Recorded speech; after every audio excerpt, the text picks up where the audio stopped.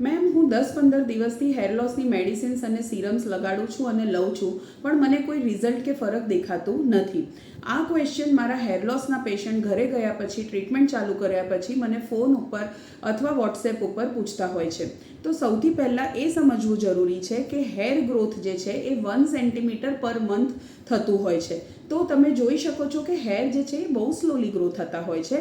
એટલે જ્યારે પણ આપણે મેડિસિન્સ ચાલુ કરતા હોઈએ છીએ તો ફર્સ્ટ 2 to 3 મંથ્સમાં તમારા હેર ફોલિકલ્સ એટલે કે વાળના જે મૂળ છે એ મજબૂત થતા હોય છે. એમાંથી હેર ગ્રોથ નવું ચાલુ થતું હોય છે. વાળ જે પાતળા થઈ ગયા છે એ જાડા થવાના ચાલુ થઈ જતા હોય છે. અને જો તમને હેર લોસ થતું હોય તો એ ધીમે ધીમે કરીને ઓછું થશે. 3 to 6 મંથ્સમાં તમારા નવા વાળ ઉગશે, તમારી હેરની ડેન્સિટી કે જાડાઈ વધશે અને તમારી હેર ગ્રોથમાં તમને ઇમ્પ્રુવમેન્ટ દેખાશે.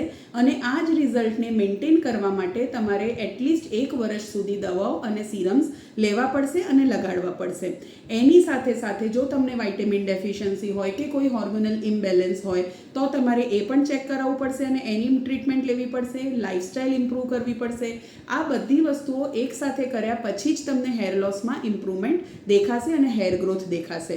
10-15 દિવસમાં રિઝલ્ટ એક્સપેક્ટ કરવું એ મેડિકલી પોસિબલ નથી. સો હેર લોસની ટ્રીટમેન્ટ ચાલુ કર્યા પછી પેશન્સ, ધીરજ રાખવી અને કન્સિસ્ટન્સી રાખવી બહુ જ જરૂરી છે. Thank you.